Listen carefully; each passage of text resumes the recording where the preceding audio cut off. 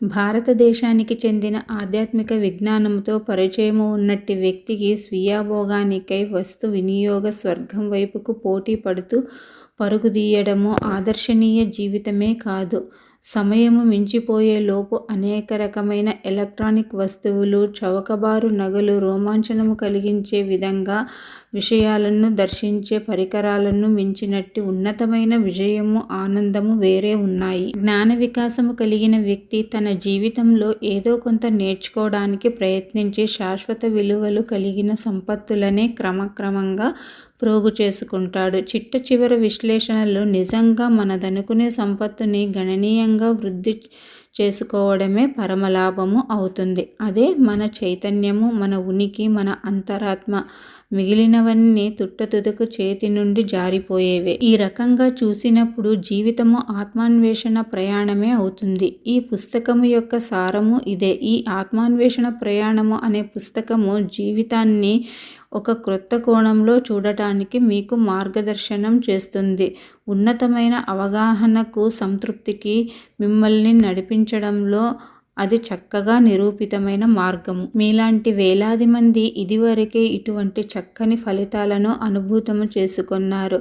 దానికి కావలసింది ఇదివరకే తమ ప్రయాణాన్ని పూర్తి చేసుకొన్న వ్యక్తి నుండి కృపతో, ప్రావీణ్యముతో కూడిన మార్గదర్శనము. వీరి మీ గమ్యాన్ని క్షేమంగా చేరుకోవడానికి కావలసిన పద్ధతులు, సాధనములు ఆయనకు చక్కగా తెలిసి ఉంటాయి. ఈ ఆత్మాన్వేషణ ప్రయాణము పుస్తకంలో మీరు ఒక ఆధ్యాత్మిక గురువుతో సన్నిహిత సాంగత్యాన్ని పొందబోతున్నారు. ఆయనను గురించి హార్వర్డ్ స్కూల్ ఆఫ్ డివినిటీకి చెందిన హార్వే కాక్స్ పలుకుతూ, స్త్రీల ప్రభుపాదులు వేలాది గురువులలో ఒకరు. అయినా ఇంకొక రకంగా చెప్పాలంటే ఆయన 1000 మందిలో, ఇంకా చెప్పాలంటే 10 లక్షల మందిలో ఒక ప్రత్యేకమైన గురువు అని అన్నారు.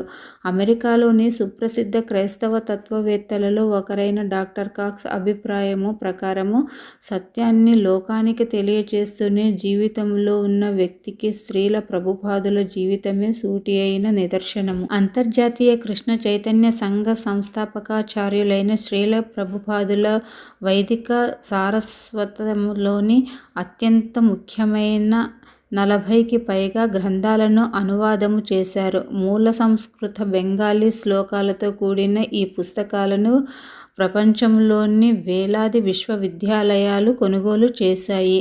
డజన్ల సంఖ్యలో పండితులు వాటిని ప్రశంసించారు. కానీ ఈ ఆత్మాన్వేషణ ప్రయాణము పుస్తకములో మీకు అది కనిపించదు. భారతదేశపు కళాతీతమైన వేద విజ్ఞానంలోని అతి ముఖ్యమైన సత్యాలను శ్రీల ప్రభుపాదులు వెలికి తీసి సంభాషణలో, చర్చలలో, ముఖాముఖి సమావేశాలలో మీ వంటి వ్యక్తులకు తెలియజేయడము ఈ పుస్తకము పుటలలో మీకు కనిపిస్తుంది. గాంభీర్యముతో, హాస్యముతో, గులాబీలతో, పిడుగులతో శ్రీల ప్రభుపాదులు ఈ దివ్యజ్ఞానాన్ని అత్యంత ప్రభావశీలంగా, సునిశితంగా తెలియజేస్తారు. ఆత్మాన్వేషణ ప్రయాణములో ముద్రితమైన అంశాలన్నీ తొలుత బ్యాక్ టు గాడ్ హెడ్ పత్రికలో ప్రచురితమైనవే.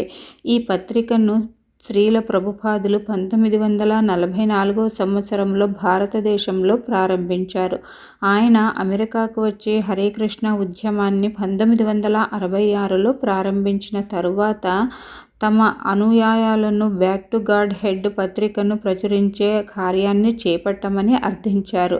అప్పటి నుండి బ్యాక్ టు గాడ్ హెడ్ పత్రిక ఆధునిక జీవితంలోని కష్టాలను ఎదుర్కొంటున్న మానవుల ఆధ్యాత్మిక అవసరాలను తీరుస్తూ ప్రస్తుత ప్రపంచానికి వైదిక జ్ఞానాన్ని అందించడంలో అత్యంత ముఖ్యమైన పాత్రను పోషిస్తున్నది. ప్రయాణికమైన ఉత్తమ సమాచారముతో కూడుకున్నదైన ఆత్మాన్వేషణ ప్రయాణము చదవటానికి చాలా సులభముగా ఉంటుంది.